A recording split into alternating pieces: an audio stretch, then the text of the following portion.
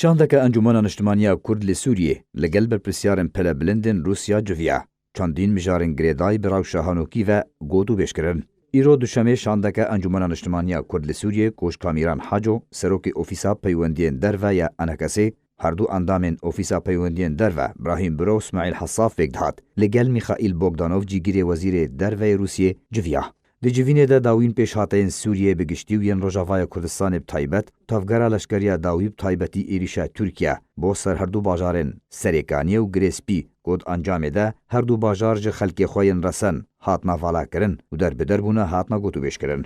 Herwiha di civînê de herdû aliyan behsa civînên Komîteya Destûriya Sûriyê û rola Kurdan di Komîteya Destûrî de kirin. Tekezî li ser karê Komîteya Destûrî hate kirin da ku çareseriyeka siyasî û aştiyane ji krîza Sûriyê re were dîtin û li ser binamayên destûra Sûriyê nû were ava kirin.